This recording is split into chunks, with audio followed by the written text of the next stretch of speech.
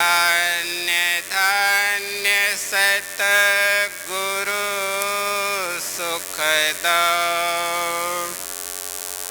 महिमा कही न जाए। जो कुछ कहूँ तुम्हारी कृपा मोती कछो न वसन। सर्वत्र विराजमान प्रातः स्मरणीय परमाराध्य सद्गुरु महाराज के परम पावन पवित्र युगल चरणों में साष्टांग सादर समर्पित, अपने निवास में विराजमान परम पूज्यपाद आचार्य श्री के चरणों में कोटिशः नमन। मंचासीन पूज्य साधु चरण, उपस्थित सत्संग प्रेमी आदरणीय माता एवं भक्तिमती बहनों को भी प्रणाम। अभी हम लोग पवित्र ग्रंथ रामचरितमानस सारस्वतिक सप्तम सोपान से मानव जीवन की विशेषता के संबंध में सुने। संत महापुरुष लोग कहते हैं यह मानव का शरीर 84 लाख प्रकार की योनियों में भटकने के बाद जब उस परम प्रभु परमात्मा की असीम दया होती है, कृपा होती है, तो इस जीव को मानव का शरीर मिलता है।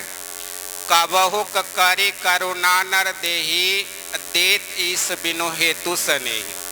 अकारण ही स्नेह करने वाले परमात्मा इस जीव को मनुष्य का शरीर देता है। बड़े भाग्य मानुष तन पावा, सुर दुर्लभ सब ग्रंथ ही गावा। संत महापुरुष लोग कहते हैं मानव का शरीर बड़े भाग्य से मिलता है और इसकी विशेषता के संबंध में कहते हैं साधन धाम मोक्ष कर द्वारा अपाए न जेहि परलोक समारा। यह परमात्मा प्राप्ति करने का एकमात्र साधन मनुष्य शरीर ही है। गुरु महाराज अमृत वचन में कहते हैं जितने मनुष्य तनधारी हैं प्रभु भक्ति कर सकते सभी। मनुष्य कहते ईश्वर की भक्ति, गुरु की भक्ति मनुष्य शरीर के अलावा अन्य शरीर से नहीं होने वाला है। यह कहते परमात्मा की भक्ति करने का एकमात्र साधन मनुष्य शरीर ही है। कहते साधन धाम मोक्ष कर द्वारा, कहते जीव को सारे दुखों से छूटने का स्थान कहते इसी मनुष्य के शरीर में दरवाजा लगा हुआ है। इसलिए कहते हैं यह मनुष्य शरीर में मोक्ष का दरवाजा है। और आप लोग जानते गुरु महाराज एक ही वाणी को अपने जीवन में उतारे, दे धरे के यही फल भाई भजिए राम सब काम बिहाई। गुरु महाराज अपने जीवन में एक ही वाणी को उतारे और परम संत बाबा देवी साहब से दीक्षा लेकर भागलपुर के कुप्पा घाट में 18 महीना तक कठिन साधना करके अपने मानव जीवन को सार्थक सफल किए। एक बार की बात है, विश्व विजेता सिकंदर का पुत्र था गोपी चंद्र। गोपी चंद्र 5 वर्ष की अवस्था में थे। उनके पिता उनके पिता इस संसार से छोड़ करके चले गए थे। उनकी माँ मैनावती साधन करती थी, भजन करती थी, ध्यान करती थी और बच्चे को सही उपदेश करती थी। एक बार की बात है, गोपी चंद्र खुले बदन स्नान करके जा रहा था। उनके खुले बदन को उनकी माँ देख करके फूट फूट कर रोने लगती है। कहती है उनके गोपी चंद्र जब माँ को फूट फूट कर रो कर देखती है तो कहते माँ तुम क्यों रोती हो, बतलाने की कृपा करो। कल के जाओ बेटा तुम कपड़ा पहनो। कल के नहीं माँ, जब तक रोने का कारण नहीं बतलाएगी मैं कपड़ा नहीं पहनूंगा। तो कहते हैं कि शास्त्र में आया है बड़े घर की माँ बहन ना बिना कारण हंसती है ना रोती है, इसलिए बतलाने की कृपा करो, तुम क्यों रोती है। तो गोपी चंद्र की माँ कहती है बेटे सुनना चाहती हो। कल के हाँ माँ, यही सुनने के लिए मैं आपके पास खड़ा हूँ। कहा बेटे तुम्हारे पिता भी तुमसे बहुत अधिक सुंदर थे, लेकिन इस संसार में नहीं है। क्या पता तुम्हारा यह सुंदर सौलौना शरीर कब काल के गाल में चला जाएगा, पता नहीं है।